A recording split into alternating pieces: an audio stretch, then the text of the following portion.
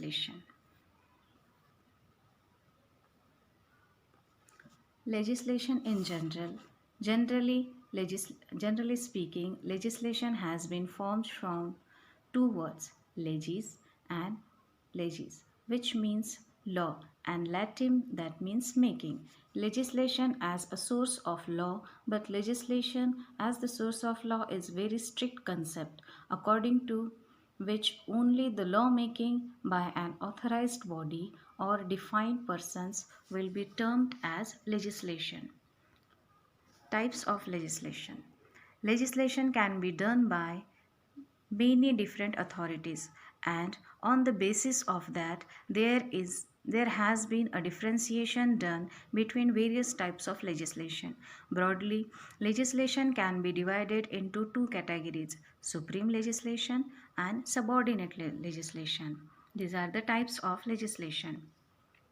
Supreme legislation is when the sovereign itself lays down a law, and subordinate is when sovereign delegates its law making power to any subordinate authority which thereby makes laws.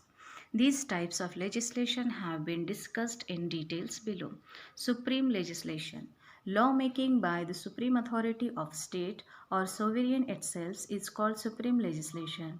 So the basic idea is that no authority should have the power to control or check it in any way. The authority making laws should be omnipotent, and there is no limitation of any sorts on its powers to make laws. Subordinate legislation. Subordinate legislation is when the supreme authority authorizes any subordinate body to make laws. Such lawmaking is called subordinate legislation. Such legislation is placed under a check of supreme authority. Subordinate legislation can be further classified as follows: autonomous law, judicial rules, local law, colonial law, executive made laws. These are also known as delegated legislation, which is discussed in detail below. Customs, the ways, legislation and custom. Customs are the ways that have been followed by people in the society from time immemorial, and so are existing in present times only because of their antiquity and interrupted practices from a very long time. Legislation and precedent.